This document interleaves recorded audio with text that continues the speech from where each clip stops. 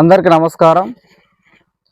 ఉట్నూరులో November 23వ తేదీన లంబాడీలు ఎస్టీలు కాదని రాజ్యాంగ వ్యతిరేకంగా ఉన్న లంబాడీలను ఎస్టీ జాబితా నుంచి తొలగించాలని డిమాండ్ చేస్తూ భారీ బహిరంగ సభ నిర్వహించిన క్రమంలో దానిపైన లంబాడ సామాజిక వర్గం నుంచి వెళ్ళి సేవాలాల్ సేన వ్యవస్థాపక అధ్యక్షులు సంజీవ్ నాయక్ గారు కొన్ని వాక్యాలు చేయటం జరిగింది.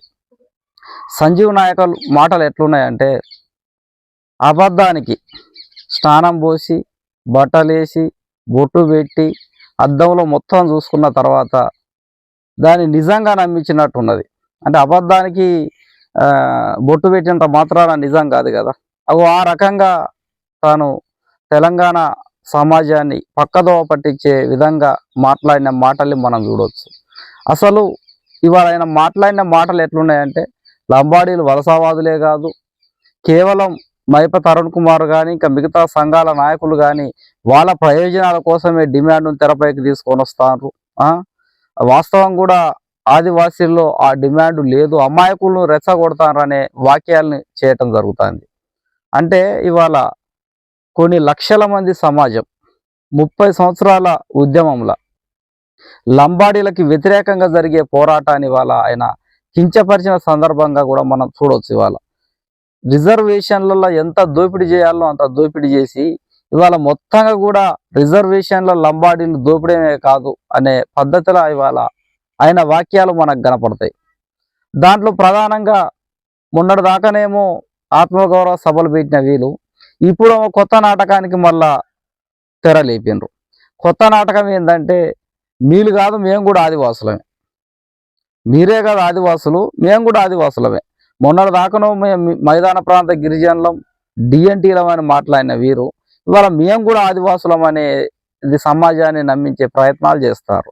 ఇవాళ బరాబరి అడుగుతాను, మేము ఆదివాసులు అంటే ఎవరు, ఇండిజినస్ పీపుల్స్ అంటే ఎవరు, మూలవాసులు అంటే ఎవరు?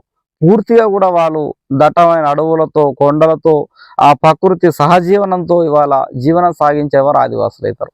ట్రైన్ పట్టాలు ఎంబటి పల్లీలు అమ్ముకునేటోళ్ళు, హైవేలు ఎంబటి జామకాయలు అమ్ముకునేటోళ్ళు, వ్యాపారాలు చేసేటోళ్ళు, నగర ప్రాంతాలలో ఉండేటోళ్ళు, పట్టణ ప్రాంతాలలో ఉండేటోళ్ళు, హైదరాబాదు పరిసర ప్రాంతాలలో ఉండేటోళ్ళు, ఖమ్మం పట్టణ ప్రాంతాలు ఉండేటోళ్ళు, వీళ్ళెట్లా ఆదివాసులు అవుతారు? అసలు ఆదివాసి అంటే మీనింగ్ అసలు తెలుసా? ఎట్లుంటాడు ఆదివాసి అంటే? ఇవాళ దట్టమైన అడవులలో 3 కాలాలు, వర్షాకాలం, ఎండాకాలం, చలికాలం, 3 కాలాల వచ్చే ప్రకృతి ఫలాలు తిన్నోడు ఆదివాసి అవుతాడు. ఆ ప్రకృతికి అనుసంధానంగా ఇండిజినస్ జ్ఞానాన్ని కలిగినోడు ఆదివాసి అవుతాడు. ఆ ప్రకృతి కదలికల్ని బట్టి కాలాన్ని అంచనా చేసేటోడు ఆదివాసి అవుతాడు. ఇవాళ ఒకటే ఒక ఇప్ప పువ్వు ఏరాలంటే సందకాడ సుక్కను చూసి మాఘ పున్నమి తర్వాత క్రూర ముగాలు ఉన్నాయని తెలిసి కూడా తెల్లారక ముందే చీకట్లో గుంపులు గుంపులుగా వెళ్ళి ఇప్ప పూలు ఏరి వాటిని గుంపులు గుంపులుగా వెళ్ళి తీసుకొని వచ్చి ఆరబెట్టి తెడ్డుతోను కొట్టి ఆ పూలు పోయిన తర్వాత కొత్త గంపలో ఆ ఇప్ప పూలని భద్రపరిచి వాటిని ఇప్ప పువ్వు కుడుములుగా, ఇప్ప పువ్వు లడ్డూలుగా, ఇప్ప పువ్వు రొట్టెలుగా ఇట్లా చేసుకొని ఆ జీవనాన్ని గడిపేటోడు ఆదివాసి అవుతాడు. కానీ మైదాన ప్రాంతంలో, ట్రైన్ రూట్ ప్రాంతాలలో, హైవే ప్రాంతాలలో, పట్టణ ప్రాంతాల్లో ఉన్న లంబాడీలకు ఇప్ప పువ్వు సేకరణ తెలుసా? ఆ ఇప్ప పువ్వు నుంచి వెళ్ళి తయారు చేసే 25 రకాల వంటకాలు తెలుసా? ఇవన్నీ తెలవకుండానే ఇవాళ మేము ఆదివాసులం అంటారు. ప్రకృతిలో ప్రతి జీవి, ప్రతి చెట్టు, ప్రతి పుట్ట, ఆ సాంప్రదాయక వేట, ఇవన్నిటి కూడా సాంస్కృతిక సంబంధాన్ని కలగలిసిన వారు ఆదివాసులు అవుతారు తప్ప ఇవాళ ఉత్తగానే మేము ఆదివాసులం అని రంగు పూసుకుంటే ఆదివాసులు అయ్యే పరిస్థితి ఉండదు. ఇవన్నీ కూడా సంజీవ నాయక్ గమనించాలి. ఇవాళ నువ్వు తీసుకొచ్చిన సేవాలాల్ సేనకే దిక్కులేదు ఈ తెలంగాణ రాష్ట్రంలో. తెలంగాణ రాష్ట్రంలో కొమరం భీం పోరాటం చేసిందంటే, కొమరం భీం పోరాటం తర్వాత ఇవాళ 5వ షెడ్యూల్ వచ్చింది, ఫస్లీ అనే చట్టం వచ్చింది, షెడ్యూల్ ఏరియాస్ వచ్చినాయి. పోరాటం తర్వాత ఆ ప్రాంతానికి సపరేటు స్పెషల్ డిప్యూటీ కలెక్టర్ చేత పరిపాలించబడ్డది. రామ్జీగౌడ్ పోరాటం చేసిందంటే ఆ పోరాటానికి వారసత్వంగా ఈ రోజు వరకు కూడా నిర్మల్ కోట మీద నిర్మల్ గోండు కోట అక్కడ కట్టబడ్డది. అక్కడ 1000 మంది గోండులో ఉరిదీసిన ఆనవాళ్ళు కనపడ్డాయి. మరి నీ కొమరం భీం నీ సేవాలాలు ఎక్కడ పోరాటం చేసిండు తెలంగాణ? అసలు సేవాలాల్ది ఈ తెలంగాణైనా? సేవాలాల్ నువ్వెట్లయితే వలస వచ్చినావో నీతో పాటు సేవాలాల్ కూడా వలస వచ్చిందనే విషయాన్ని నువ్వు గుర్తుపెట్టుకోవాలి. ఆయన ఒక స్వతంత్ర పోరాటం చేసినోడు కాదు, తెలంగాణ పోరాటం చేసినోడు కాదు, ఒక ప్రజా పోరాటం చేసినోడు కాదు, కానీ సేవాలాల్ని కావాలనే తీసుకొని వచ్చి తెలంగాణ రాష్ట్రంలో ఆయనకు సపరేట్ ప్రభుత్వం పైసలు ఇస్తుంది, ఆయనకు సపరేట్ సేవలాలు వర్ధంతి కార్యక్రమాలు జరుగుతాయి, కోట్ల రూపాయలు ప్రజా ధనాన్ని వాళ్ళ దుర్వినియోగం చేసే పరిస్థితి ఉన్నది. వాళ్ళ అంటే లేని సేవలాల్ని తీసుకొని వచ్చి వాళ్ళ తెలంగాణ రాష్ట్రంలో ప్రవేశపెట్టి మీరు వలస రావడమే కాకుండా సేవలాలు కూడా వలస వచ్చిందనేది కూడా మీరు గుర్తుపెట్టుకోవాల్సిన అవసరం ఉన్నది.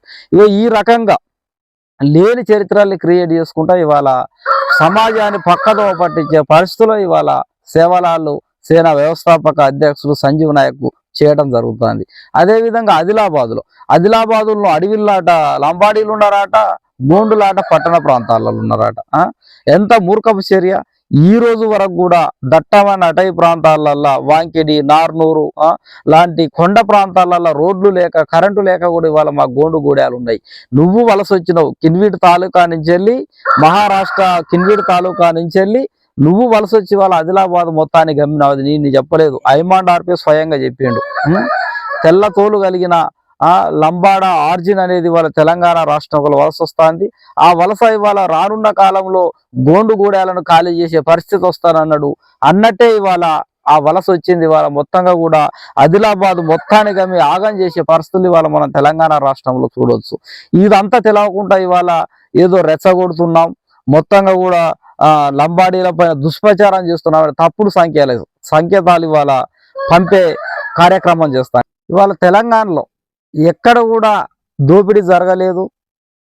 ముందు వరుసలో గోండులు ఉన్నారు, తర్వాత కోయలు ఉన్నారు, మూడో స్థానంలో ఉద్యోగాల వాటలో మేమున్నాం అనేది కూడా బలంగా వినిపిస్తాను. ఇటీవల కాలంలో మేడారం జాతరలో సమ్మక్క సార్లమ్మ నూతన గద్దెల పునరుద్ధరణ కార్యక్రమం ఒకటి ప్రభుత్వం తీసుకున్నది. దాంట్లో మేము కూడా భాగస్వామి అయినప్పుడు ఏఈ లంబాడ, డిఈ లంబాడ, ఇంకా మిగతా ఇతరత్ర గెస్టెడ్ ఉద్యోగాల లంబాడీలు, ఈజీ నుంచి వెళ్ళి ఈఎన్సీ దాకా మొత్తం లంబాడీలే ఉన్నారు. ఇవాళ వరంగల్ డిఈ లంబాడ. ఈ రకంగా ఈజీలు కానీ, డిఈలు కానీ, ఇంజనీరింగ్ విభాగం కానీ, R&B కానీ, ఇంకా ఏ దేంట్లో చూసుకున్నా కానీ, వాళ్ళ డిఎంఎస్ వాళ్ళలో చూసుకున్నా కానీ, ఎక్కడ చూసుకున్నా కానీ గెస్టెడ్ ఉద్యోగాలను కూడా తెలంగాణ వ్యాప్తంగా ఏ కులానికి లేనని ఉద్యోగాలు ఇవాళ లంబాడీలకు ఉన్నాయి.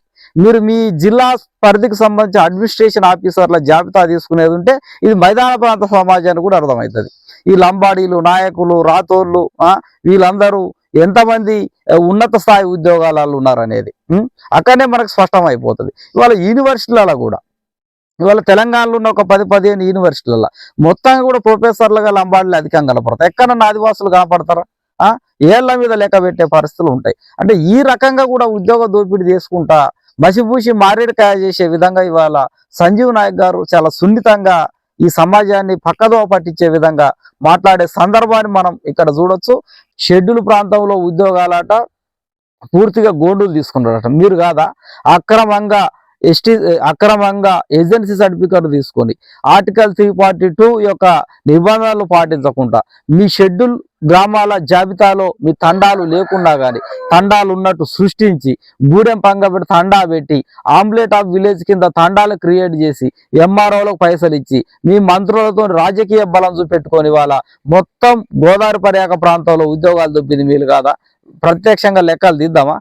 భద్రాచలం ఐటీడీఏలో ఎన్ని ఉద్యోగాలు ఉన్నాయి, ఎటున్నారం ఐటీడీఏల లంబాడీలకు ఎన్ని ఉద్యోగాలు ఉన్నాయి, ఉట్నూరు ఐటీడీఏలో ఎన్ని ఉద్యోగాలు ఉన్నాయి. ఇవాళ ఏజెన్సీ ఉద్యోగాలలో కూడా 90% ఉద్యోగాలు ఇవాళ లంబాడీలే పొందిన పరిస్థితి ఉన్నది. ఒకసారి commissioner of tribal welfare Hyderabad లో లెక్కలు తీద్దామా? 90% కొన్ని వేల కోట్ల రూపాయలు పందికొకరు బుక్కినాడు బుక్కీలు లంబాడీలు స్కీములలో. ఇవాళ ట్రైకార్ లోన్లు ఈ 50 ఏళ్లలో లంబాడీలు ఎన్ని తిన్నారు, ఆదివాసులు ఎన్ని తిన్నారు, ఇవాళ జీసీసీ లోన్లు ఎన్ని తిన్నారు, ప్రభుత్వ పథకాలు ఎన్ని తిన్నారు, విదేశాల్లో చదివే ఓవర్షిప్ స్కాలర్షిప్లు ఎవరు తిన్నారు. అదేవిధంగా ప్రత్యేకంగా సంవత్సరానికి 100 మంది ఇండస్ట్రీస్లో చేయాలనే 100 కోట్ల రూపాయల పైసలే వాళ్ళు తిన్నారు. ఈ లెక్కలని తీస్తే బయటపడదు. ఇవాళ ఇవాళ మననూరు ఐటీడీఏ కానీ, ఎటున్నారం ఐటీడీఏ కానీ, ఉట్నూరు ఐటీడీఏ కానీ, భద్రాచలం ఐటీడీఏలో కూడా ప్రభుత్వ పథకాలను ఎవరు తినారో బయటపడదా? లెక్కలను ఒకసారి తీద్దామా? పందికొక్కులు బుక్కినట్టు బుక్కిన్లు ఇవాళ 50 సంవత్సరాలల్లా ఎస్టీ రిజర్వేషన్లు అన్నింటినీ కూడా ఎక్కడికక్కడ రాజకీయ లాభింపులతో బుక్కి ఇవాళ ఆదివాసులమే అత్యధికంగా అభివృద్ధి అయినాం అన్నట్టు మాట్లాడుతారు. ఇవాళ ఏజెన్సీ ప్రాంతంలో ఉన్న ఉద్యోగాలు కూడా ఇవన్నిటిని లెక్క కట్టేది ఉంటే పూర్తిగా కూడా వీళ్ళ యొక్క బండారం అనేది బయటకు వస్తుంది. అంటే ఇప్పుడు 50 ఏళ్ళుగా గోసపడుతున్న ఆదివాసులు బయటకు వచ్చి నిజాలు మాట్లాడతారు కాబట్టి తట్టుకోలేక వాటిని పక్కదోవ పట్టించే కార్యక్రమాలు ఇవాళ సంజీవ్ నాయక్ లాంటి వారు ముంగట తీసుకొచ్చే పరిస్థితి ఉన్నది. ఇవాళ మేము డీజీపీకి ఫిర్యాదు చేసినాం, ఇంకొకరికి ఫిర్యాదు చేసినాం అంటే మేము చేసేది ప్రజాస్వామ్య పోరాటం. మేము ఆ ప్రజాస్వామ్యంలో మాకు జరిగే అన్యాయాన్ని మేము బలంగా మాట్లాడుతున్నాం. అందులో తప్పున్నది. ఇవాళ మా వెనక కాంగ్రెస్ పార్టీలో ఉన్న పొంగులేటి కానీ, రేవంత్ రెడ్డి లాంటి వాళ్ళు ఉన్నారని మాట్లాడతారు. మేము కడుపుగాలి చేసే పోరాటం. మా వెనక రాజకీయ పార్టీలు ఉండాల్సిన అవసరం ఏమొస్తుంది? ఇవాళ 60 ఎమ్మెల్యే స్థానాల్లో ఓటు బలం ఉన్నదని బెదిరించేది మీరు కదా. బెదిరించే వారి వైపు రాజకీయ పార్టీలు ఉంటాయి కానీ ఆదివాసుల వైపు రాజకీయ పార్టీలు ఉంటాయా? ఇట్లా ఈ రకంగా ఎక్కడికక్కడ తప్పుదో పట్టించే కార్యక్రమాలే ఇవాళ జరుగుతున్నాయి తప్ప ఎక్కడ కూడా లంబాడీలు మాట్లాడే దాంట్లో వాస్తవం లేదు. ఇవాళ లంబాడ వలసలు ఎక్కడ బయటకు వస్తాయో, లంబాడ దోపిడి ఎక్కడ బయటకు తీసుకొస్తారో వీళ్ళంతా అనే దాని మీదనే ఇవాళ దాన్ని ఎట్లా నిర్బంధించాలనే కుట్రలే ఈ రోజు వరకు కూడా లంబాడీలు చేసే పరిస్థితి ఉన్నది. ఇవాళ కోయలు బస్తార్ నుంచి వలస వచ్చిండ్రు అంటారు, గోండులు మహారాష్ట్ర నుంచి వచ్చిండ్రు అంటారు. కోయలు గోండులు వలస రావాలంటే గోదావరి నది జియోగ్రాఫికల్ తెలంగాణలో గోదావరి నది ఎప్పుడైతే పుట్టిందో అప్పుడే ఇక్కడ కోయలు పుట్టిండ్రు. ఆదిలాబాదులో ప్రాణహిత నది ఎప్పుడు పుట్టిందో అప్పుడే అక్కడ ఆ పర్యాక ప్రాంతాల్లో గోండులు పుట్టిండ్రు. దేశంలో ఉన్న జియోగ్రాఫికల్ నది పర్యాక ప్రాంతాలల్లో, ఆ కొండ ప్రాంతాలల్లో, పర్వతాలల్లో ఇవాళ నివసించేది ఆదివాసులు. ఏ పర్వతానికి సంబంధించిన ఆ ఆదివాసులు ఆ పర్వతాలల్లో, ఆ కొండలల్లో, ఆ నది పర్యాక ప్రాంతాలల్లో రకరకాలుగా తెగలుగా గుర్తించబడే ఆదివాసులు ఉన్నారు. మీలాగా ఢిల్లీలను, మీలాగా హైదరాబాదులను పట్టణ ప్రాంతాల్లో ఉన్నోళ్ళు ఆదివాసులు కారు ఇవాళ. కాబట్టి ఇటువంటి తప్పుడు మాటలు, తప్పుడు చర్యలు చేసినంత మాత్రాన ఇక్కడ తెలివి లేని వాళ్ళు ఎవరు లేరు.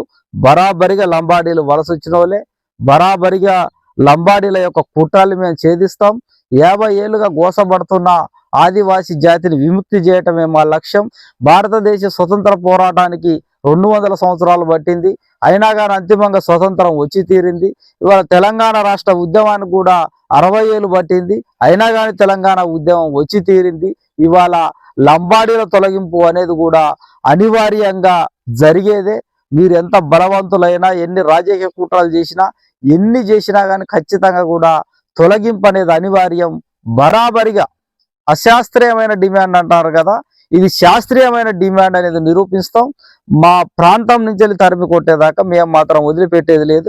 ఇవాళ ఆంధ్ర వలసవాదుల్ని ఎట్లయితే తెలంగాణ రాష్ట్రం ఆంధ్ర ప్రాంతం పట్టేదాకా తరిమి కొట్టి తెలంగాణ విముక్తి చేసిందో, బరాబరిగా షెడ్యూల్ తెగల జాబితాలో అక్రమంగా కూర్చిన మెమ్మిని కూడా షెడ్యూల్ తెగల జాబితా నుంచి తరవడం ఖాయం అనేది కూడా చరిత్రలో ముందు భవిష్యత్తులో మీరు చూస్తారు.